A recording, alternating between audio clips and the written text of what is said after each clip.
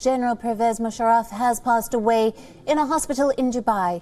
The 79-year-old former Pakistan president was living in Dubai in self-exile. According to reports, he's admitted in the hospital after he developed heart and blood-related complications.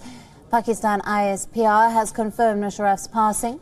Family sources say General Pervez Musharraf's burial will take place in Karachi.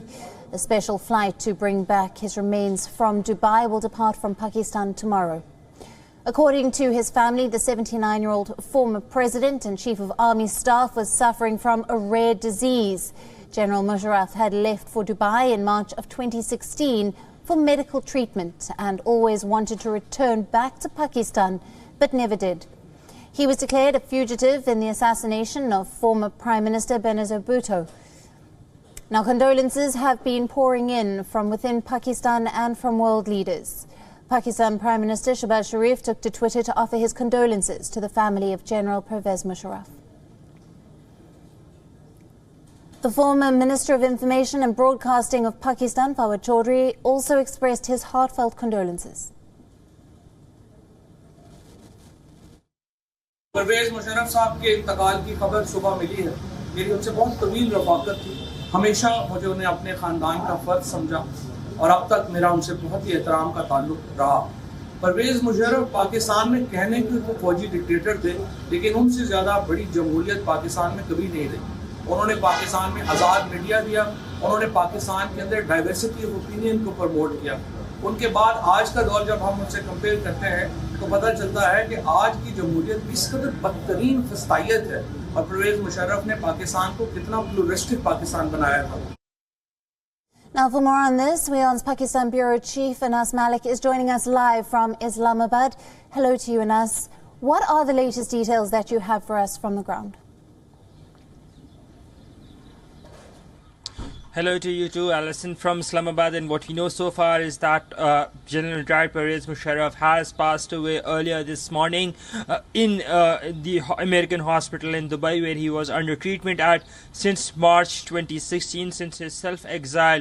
He was under treatment for amyloidosis, which is basically a disease pertaining to multiple organ failure. He was under treatment on an experimental drug that had basically stalled the complication but not had completely evaded or avoided it, and as a consequence of which rather, General Musharraf has breathed his last today. This has been confirmed by his family sources. The Pakistani state has offered, given that he was a former president as well, the Pakistani state has offered a special flight to bring back his remains for his burial, and the family has accepted that. The burial will take place in Karachi. It is pertinent to mention that General Musharraf's father and mother both are buried in Karachi. He was born in Delhi, but he had moved to Karachi and he studied at a convent school in Karachi, namely the St. Patrick's High School, and then onwards went on to join the Pakistani military.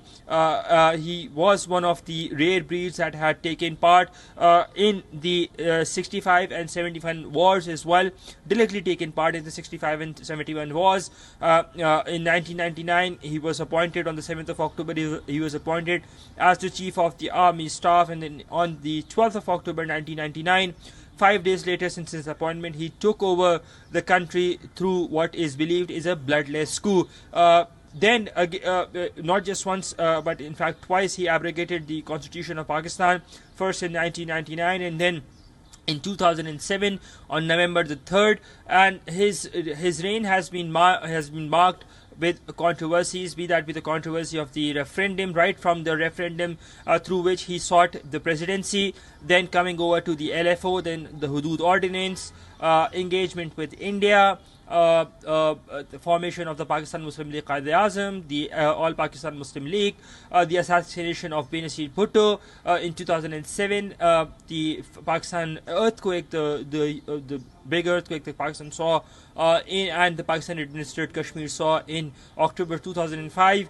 So there's been highs and lows in General Musharraf's time, but he was largely seen as a very strong ally of DC. Under him, Pakistan fought the war on terror, the US-led war on terror. Of course, there was a lot of monetary incentive to that as well. But there would be mixed emotions in Pakistan and elsewhere with his demise. Alison? Anas, thank you for bringing us all the details. Now, for more, we are being joined by G. Parthasati, who was India's High Commissioner to Pakistan during the Kargil War. He was also in charge of handling the high-profile visit of former Prime Minister Vajpayee to Pakistan. Thank you very much for being with us, Ambassador, for your time. Now, what noticeable changes do you think came about with the Pakistan stand when Musharraf took over as the army chief? Well, let's put it, he started with a rather bad reputation because he was the man who planned the Kargil conflict. He was the man who saw his troops falling back, retreating, and all the captured territory taken over by Indian forces on the high Himalayan hilltops. So I think what has happened, his first part of his career was a disaster, a military operation which he persuaded Prime Minister Nawaz Sharif to go along, and it ended in a horrible defeat, his forces surrendering or getting killed on the Kargil hills. Then the fight started between him and the Prime Minister as who should take the responsibility for that chaos. And it ended up in the coup which Musharraf staged. I had met him earlier during the visit of Prime Minister Vajpayee. He seemed pretty firm. Incidentally, he was not the normal Pakistani-born Punjabi. His parents were from UP. The important thing after he took over was that he realized that this business of fomenting terrorism in Kashmir was not going to take off. India was not going to submit, and they had already had a heavy price. So I think to give him credit, he initiated what we called as a back channel and secret talks on Jammu and Kashmir, which were largely based on proposals which the then Prime Minister Dr. Manmohan Singh had made, saying that boundaries cannot be changed, but they can be made open. And we came pretty close to a final agreement on the Kashmir issue when he started getting weak and he couldn't take it up further. So to his credit, his last months and years as the president, though a military dictator, we came closer to a framework of a settlement, but not a settlement, a framework of a settlement than we had ever done. And that part of it has to be borne in mind. So it's mixed. He started a stupid war, totally unnecessary, and just after Prime Minister Vajpayee's visit. It ended up in a military disaster for Pakistan, losing all the hilltops in the Kargil sector.